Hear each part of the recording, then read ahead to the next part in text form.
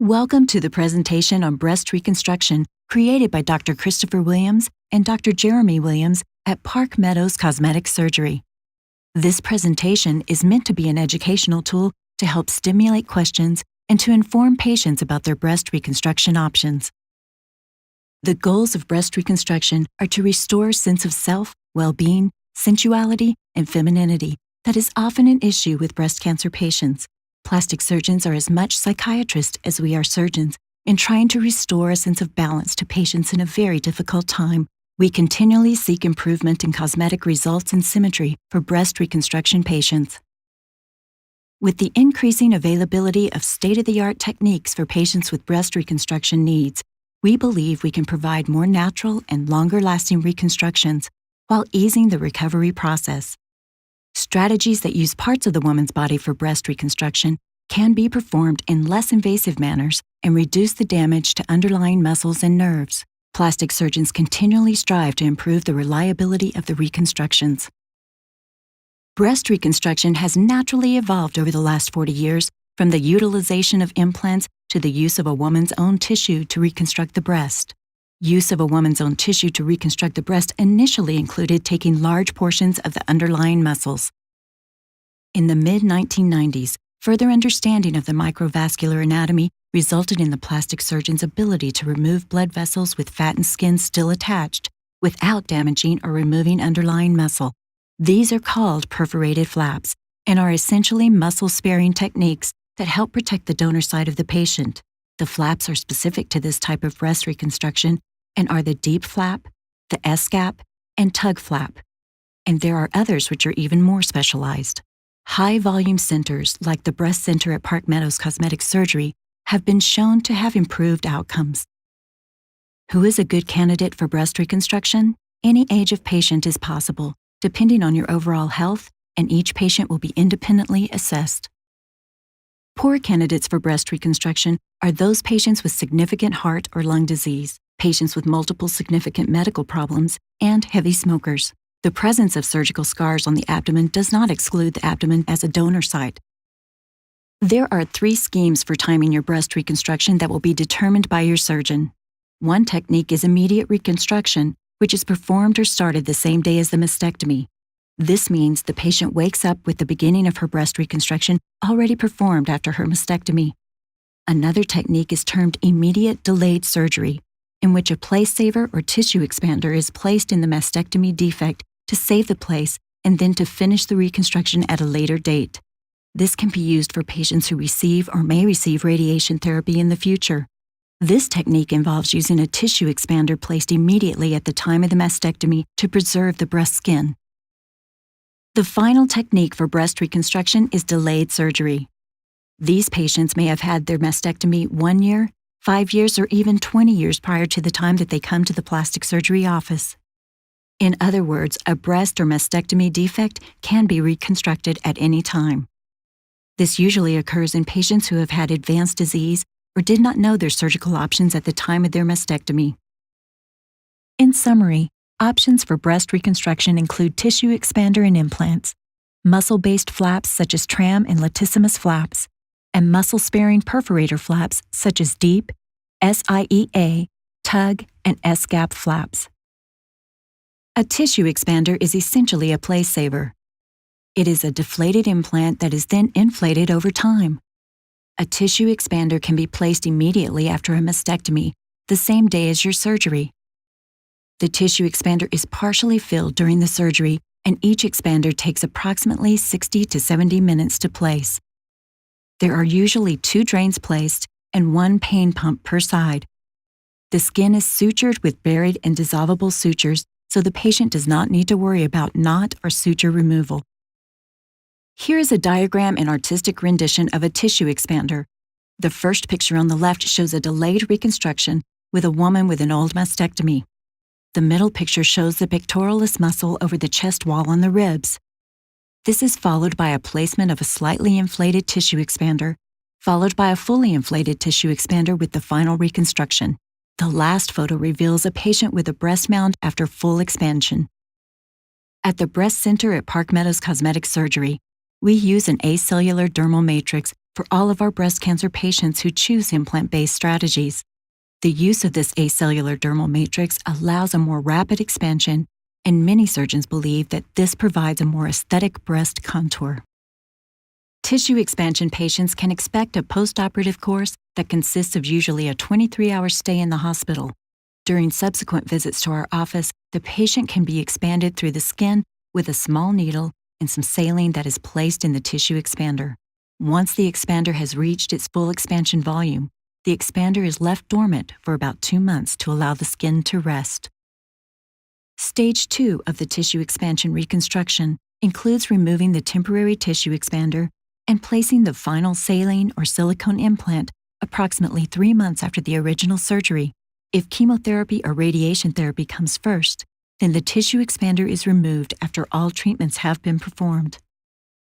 The final stage of breast reconstruction using a breast implant is often the nipple reconstruction, which can be performed under straight local anesthesia.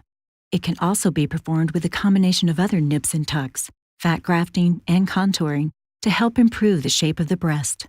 The nipple tattoo or coloration around the nipple can be performed 3 to 4 months later for color matching. There are risks and complications for implant reconstructions, specifically skin healing problems that can be directly related to the mastectomy and can lead to delayed healing and infection. Infection is one of the most common complications of implant-based reconstruction and can require the total removal of the implant, return to the operating room to wash out and replace the implant, or IV antibiotic therapy for several weeks. Implant extrusion, or loss of the implant through the incision, is rare but can happen, especially in radiated patients. Capsular scar contracture is the scar tissue surrounding the artificial implant. Usually, the scar tissue is soft and supple and causes no problems, but in some patients, it can become quite firm and aggressive, causing pain and distortion of the breast. Visible rippling of the implant can be a concern for some patients with implant-based reconstruction. Breast asymmetry is common even in the preoperative state. We like to say breasts are sisters, not twins. Our goal is to make them look alike, but they may not be identical. Chronic pain or discomfort is rare in the post-mastectomy setting, but can be caused by the mastectomy itself, cut nerves in the chest wall, or capsular contracture causing tightness of the chest. The following are patient examples of implant-based reconstructions. The left photograph is always a photo of the patient preoperatively before any surgery. The right photograph always represents the patient after all surgeries are completed. This is a patient who has completed tissue expansion, silicone implant placement, nipple reconstruction, and areola pigmentation. This patient also had bilateral mastectomies. Her final product on the right shows a natural contour of the breast that can be achieved using implants. Her nipples have been reconstructed and the areolas have been tattooed. It is important to know that you will be a work in progress during your stages of reconstruction. This is an example of a patient without areola tattoos at the time of the photos. She has completed tissue expansion, implant placement, and nipple reconstruction, but has not yet had her areolas tattooed. Some patients with smaller breasts would like to be bigger after mastectomy and reconstruction. This is an example of a patient who is able to achieve a larger breast size through tissue expansion and has completed implant placement and nipple reconstruction. In select patients, a different technique can be used which skips tissue expansion and accomplishes breast reconstruction in a single stage. The final implant is placed immediately at the time of the mastectomy. This newer technique is particularly useful in women with smaller breasts. This patient desired a single-stage reconstruction. She also elected to have a nipple-sparing mastectomy. The picture on the left is pre-op. The picture on the right is post-operative, single-stage breast reconstruction. This completes our discussion of implant-based reconstruction. There are other strategies used to reconstruct a breast using a woman's own tissues. These are called autologous tissue strategies. Autologous meaning they come from you, tissue meaning they are composed of fat, skin, and sometimes muscle. Muscle-sparing techniques are often called perforator flaps. A perforator is a blood vessel that courses through or perforates through a muscle. That blood vessel then feeds the fat and skin overlying the muscle. Plastic surgeons across the world have named these perforators over time. This simple line drawing shows a schematic of a muscle fiber being split and the blood vessel being dissected out. It is still attached to the overlying fat and skin. It has a secondary advantage in some patients in that it does tighten the skin at the end of the procedure, providing a tummy tuck. However, it is important to note this is not a tummy tuck operation, but is truly a breast reconstruction with a cosmetic side effect in many patients. The scar, even though higher than a true cosmetic tummy tuck, is usually hidden by pins.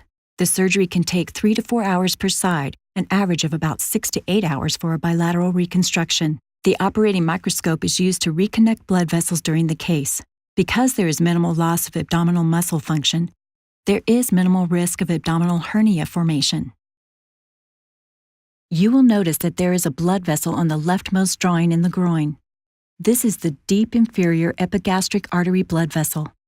It courses through the pelvis, through the abdominal wall muscle, and into the skin. The blood vessel in the chest is called the internal mammary artery. The artery and its veins are often used for reconstruction. The middle picture shows the flap being removed with the blood vessel intact and the muscle still present in the abdomen. The final slide shows the reconstructed breast in the closed donor site. We often obtain a CT scan preoperatively to help identify where perforators are located in the abdomen. This saves significant time in the operating room. In layman's terms, this could be the stud finder when looking for a pipe behind a wall. If you consider the blood vessels to be a pipe which carries blood, this is a good analogy. This is an intraoperative rendering of the flap flipped over, demonstrating the perforator which courses through the muscle and down into the pelvis. The flap itself is removed totally from the body and is called a free flap. Free flap means that it is off the body, free in space, and needs to be reconnected.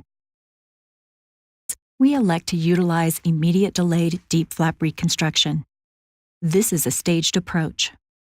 A tissue expander is placed initially at the time of mastectomy as a space saver to allow final pathology to be reviewed and to determine the need for chemotherapy and radiation therapy. It is our desire to avoid radiation to the flap whenever possible. This method allows patients to address their cancer first while leaving reconstructive options available. In our experience, many of our immediate delayed patients have improved aesthetic outcomes, particularly in difficult to reconstruct breasts. Because many of our patients travel to our office from throughout the Rocky Mountain region, the immediate delayed technique allows surgeons from outside our immediate area to place a tissue expander at the time of mastectomy and refer the patient for final reconstruction using deep flap.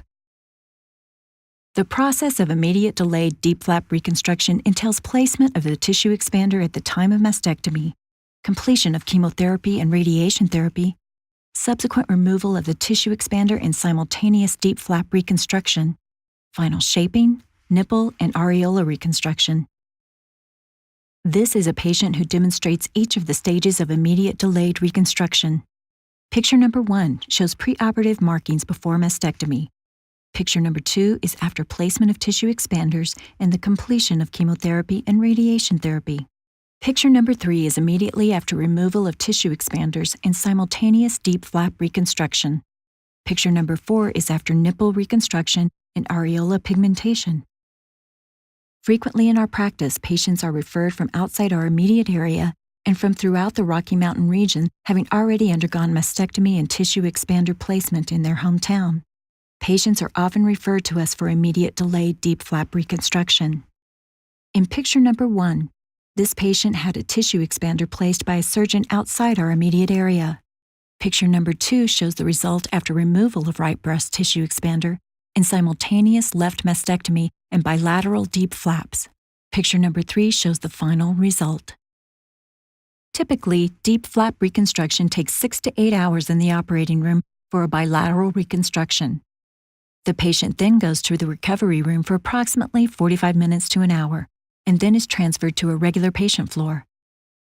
The blood supply of blood vessels are usually well established at 12 hours and is monitored with a special probe that transmits directly to your surgeon's phone.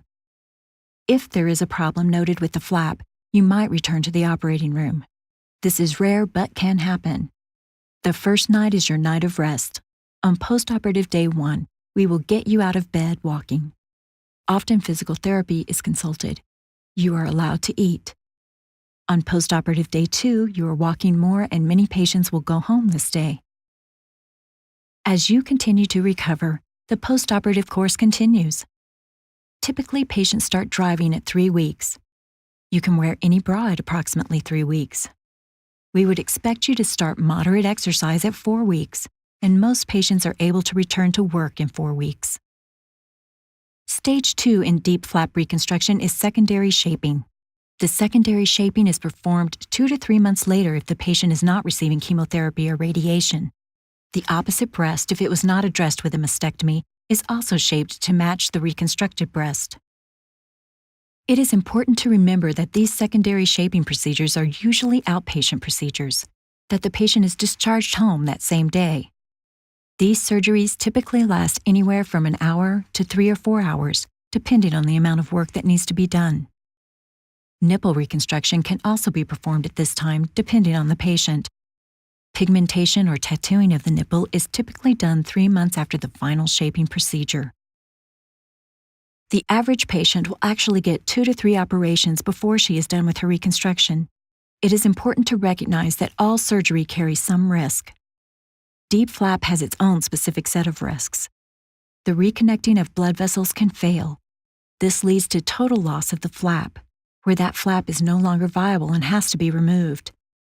Another strategy to reconstruct the breast will be discussed with your surgeon on a case-by-case basis. The national average for flap loss is approximately 3 to 4%. The actual flap failure rate for the breast center at Meadows Cosmetic surgery is well below the national average. Occasionally, a patient will return to the OR to evaluate the flap or another problem.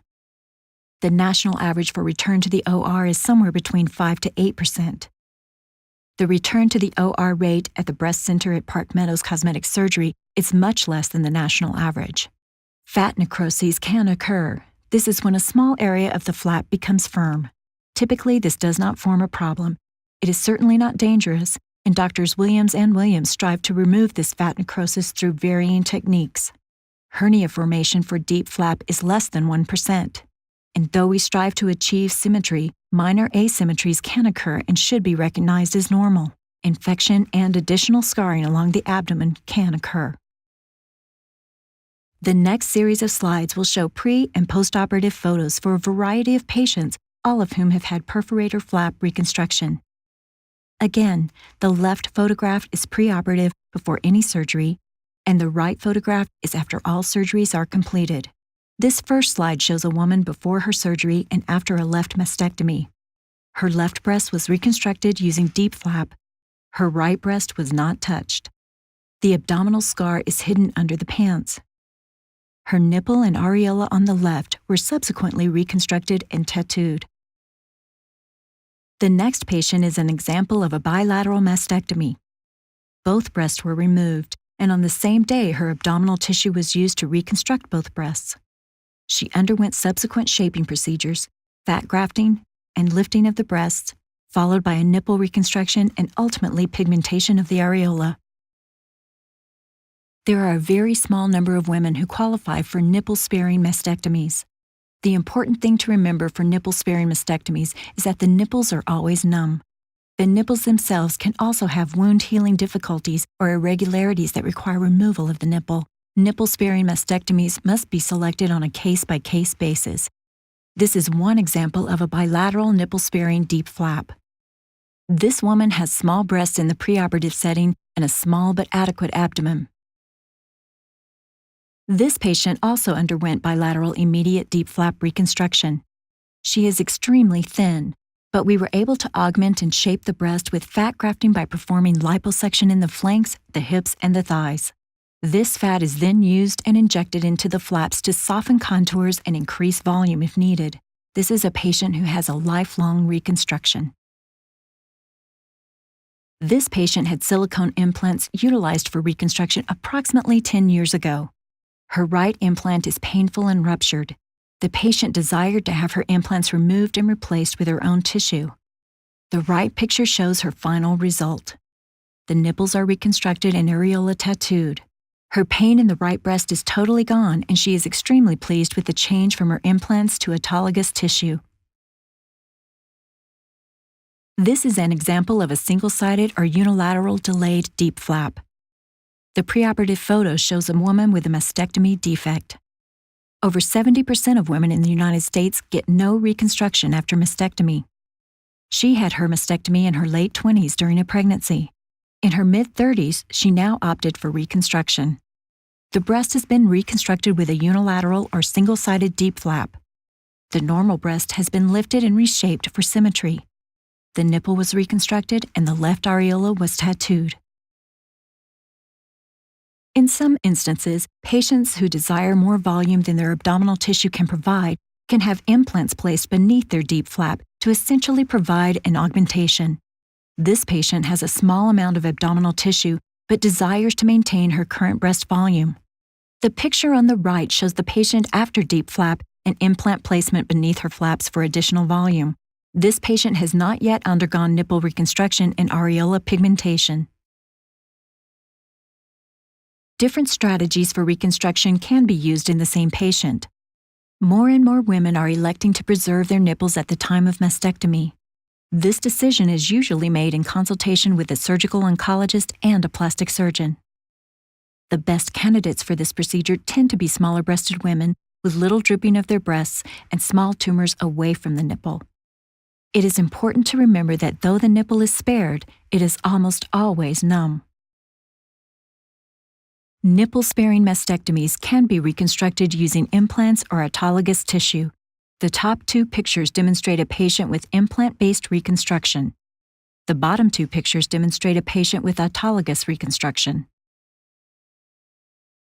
We look forward to meeting you in your consultation with either Dr. Jeremy Williams or Dr. Christopher Williams at the Breast Center at Park Meadows Cosmetic Surgery.